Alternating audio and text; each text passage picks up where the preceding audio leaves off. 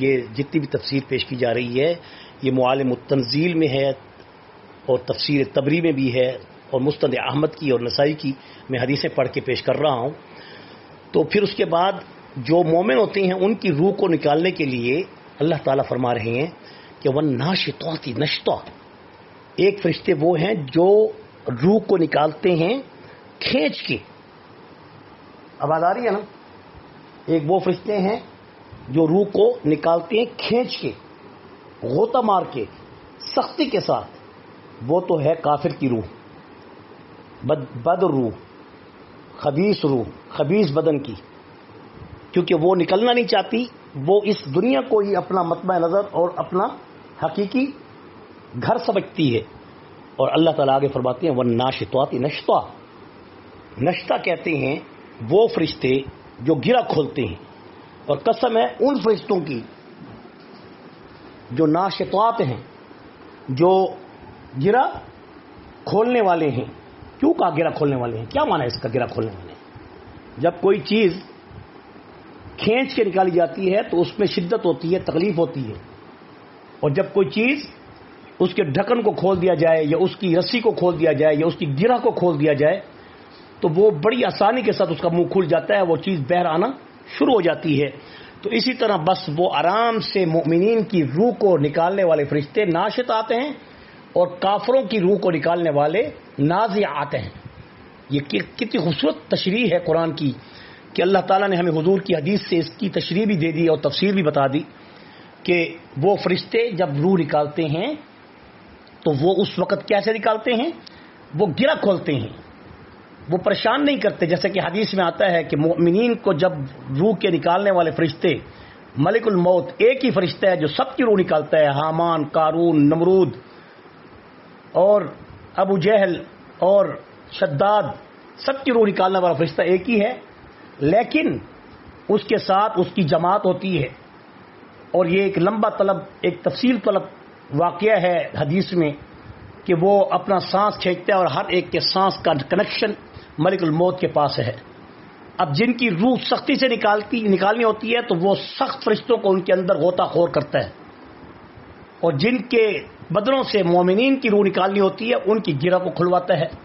جیسے کہ حدیث میں آتا ہے کہ آسمان سے وہ فرشتے ستاروں کی شکل میں نظر آتے ہیں اور وہ آ کے مانوس کرتے ہیں اس انسان کو تاکہ وہ ڈر نہ جائے اچانک کہ یہ دو بندے کہاں سے آ گئے.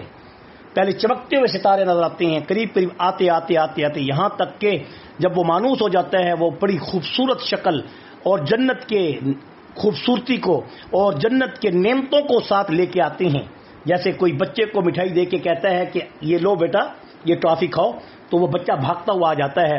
ایسے ہی مومنین کی روح بھی تو آخر جسم کا حصہ ہوتی ہے اور وہ بھی اس دنیا میں رہ کر بس چکی ہوتی ہے، نکلنے کو دل نہیں کہتا. تو پھر وہ جب ان کو جنت دکھاتے ہیں اور شیرینی دیتے ہیں، خوشبو دیتے ہیں کستوری و عنبر کی، تو پھر وہ روح نکلنے کے لیے تیار ہو جاتی ہے. پھر وہ فرشتے اس کی گرہ کھول دیتے ہیں، یعنی سختی نہیں کرتے. اس کو معلوم ہی نہیں ہوتا کہ کیسے اس کی روح اتنی سختی سے نکالی جا رہی ہے. تو یہ والناشطات کی تشریح ہو گئی. والناشطات نشطا. اب یہاں پر جب وہ روح نکالنے والے نازعات آتے ہیں، وہ بھی روح نکالتے ہیں اور ناشطات بھی آتے ہیں جو گرہ کھولنے والے فرشتے ہیں. تو اب ان دونوں کی روحوں کو کیا کہاں لے جایا جاتا ہے؟ صاف ظاہر ہے اس کے متعلق بھی پوچھنا ہوگا. تو اللہ تعالیٰ نے قرآن مجید کے اندر آگے سورۃ جو آ رہی ہے ویل للمطففین میں کہ ان الابرار لفی علیین و ان الفجار لفی سجین، اس میں ذکر ہے، پورا تفصیل کے ساتھ آئے گا. تو یہ علیین کیا ہے اور سجین کیا ہے؟ جیسے کوئی شخص کسی جگہ پہ جانے کے لیے، کسی گھر میں جانے کے لیے، کسی مکان میں داخل ہونے کے لیے پہلے اس کی رجسٹریشن ہوتی ہے. رجسٹریشن جب پوری ہو جاتی ہے پھر اس کے بعد وہ کاغذ جب اس کو مل جاتے ہیں اور اس کو وہ جگہ دکھا دی جاتی ہے کہ یہ ہے تیرا وہ گھر، یہ ہے وہ احاطہ، یہ ہے وہ مکان، یہ ہے وہ بلڈنگ، یہ ہے وہ کوٹھی، یہ ہے وہ بنگلہ. اب اس کی یہ ہے قیمت جو تو اعمال کے بدلے میں جو اعمال لے کے آیا ہے، تو اس کو علیین میں ٹھہرایا جاتا ہے. جو نیک اعمال لے کے آتا ہے اس کی رجسٹریشن جنت کی ہوتی ہے، اور جو گناہ کما کے آتا ہے اس کی رجسٹریشن جو ہوتی ہے وہ جہنم کی ہوتی ہے. اس لیے ان کو پہلے علیین میں ٹھہرایا جاتا ہے. وہ علیین جنت نہیں ہوتی، جنت کا ایک نمونہ ہوتا ہے. اور اسی طرح ان کی روح کو پھر جنت کے اندر پھرایا جاتا ہے. حقیقتاً جنت کے اندر جب داخل کیا جائے گا جسم مع روح کے ساتھ، وہ وقت ہوگا جب قیامت کے دن ہم کھڑے ہو جائیں گے حساب کتاب کے بعد. پھر یک قالب ہو کر، یہ دو قالب پھر نہیں رہیں گے، جو ایک جسم ہے ایک روح ہے، یہ دونوں کیا ہو جائیں گے؟ ایک ہو جائیں گے. پھر اس حال میں ان کو جنت میں داخل کر دیا جائے گا. پھر روح پر کبھی یہ خیال نہیں آئے گا کہ میں نکل جاؤں گی، اور جسم پر بھی یہ خیال کبھی نہیں آئے گا کہ میں جل جاؤں گی یا میں کمزور ہو جاؤں گی. یہی وجہ ہے کہ مرنے کے بعد کی زندگی کا کسی کو ادراک نہیں. جیسے ماں کے پیٹ میں دنیا کی زندگی کا ادراک نہیں، ایسے ہی قبر کی پیٹ کا ہمیں ادراک نہیں. جب آئے گی وہ وقت تو پھر پتہ چل جائے گا کہ ہم کس حال میں. اس سے قبل از وقت اس چیز کا پوچھنا بھی عبث ہے. تو مختصر یہ بات لمبی ہو جائے گی، تو میں یہ بتا رہا ہوں کہ اس سے یہ بات ثابت ہو گئی کہ اللہ تعالیٰ مومنین کی روحوں کو پھر علیین میں ٹھہراتی ہیں جو آسمانوں پر ہے، اور سجین جہنم زمین میں ہے، اس کا رجسٹریشن آفس زمین پہ ہے. تو ان کے اندر ان کو، کیونکہ وہ زمین سے نکلنا بھی نہیں چاہتے، کیونکہ وہ اصلی گھر جو کافر ہوتے ہیں وہ اسی کو سمجھتے ہیں، اس لیے ان کی رجسٹریشن بھی اسی زمین کے اندر اور جہنم بھی اسی زمین کے اندر. اور یہ زمین سے مراد یہ سارے سیارے، یہ ساری خلا، یہ سارا آسمان کے نیچے جتنا بھی ہے، یہ سارا کیا ہے؟ اللہ کے ہاں روز قیامت جہنم ہوگا. اس سے تو کہا دنیا سجن المؤمن. بہرحال تو یہ بات آپ کو سمجھ میں آ گئی ہوگی. تو اب اس میں ایک تھوڑی سی تفسیر ہے جو کہ کیونکہ آپ طالبات ہیں، قرآن کو پڑھنے والی ہیں، تو اس کے علوم کو بھی ساتھ سمجھنے کے لیے امت کو پیشوائی کی خاطر یہ ساری باتیں ساتھ بتائی جاتی ہیں کہ یہ فرشتے ہوتے کون ہیں، انہیں کہتے کیا ہیں جو روح نکالنے والے ہیں، جن کو نادیات بھی کہا گیا ہے، ناشطات بھی کہا گیا ہے، اس طرح والسابحات بھی ان کو کہا گیا ہے کہ یہ وہ فرشتے ہیں کہ جو تیرتے ہیں. کیا مقصد تیرتے ہیں؟ اور قسم ان فرشتوں کی جو تیرتے ہیں، اس لیے تو شاہ ولی اللہ نے ان چاروں فرشتوں کو مدبرات کہا ہے. اور چاروں فرشتوں کو یعنی ان چاروں آیات میں ان کے نام جو دیے گئے ہیں، نادیات، ناشطات، سابحات، مدبرات، ان سب کو اللہ تعالیٰ نے کیا کہا ہے؟ یعنی فرشتے بتایا ہے، قسم لی اللہ تعالیٰ نے. تو حضرت شاہ ولی اللہ کہتے ہیں یہ چاروں فرشتے ہیں، یہ چاروں الگ الگ فرشتے ہیں. اب آئیے اس کی تشریح بھی کرتے ہیں کہ والسابحات وہ کون سے فرشتے ہیں جو تیرتے ہوئے جاتے ہیں. یعنی روح کو جب نکالتے ہیں تو روح پھر ایسے جا رہی ہوتی ہے جیسے کوئی تیرتے ہوئے آسمان کی طرف لپک رہا ہو یا تیراکی کرتے ہوئے آگے بڑھ رہا ہو.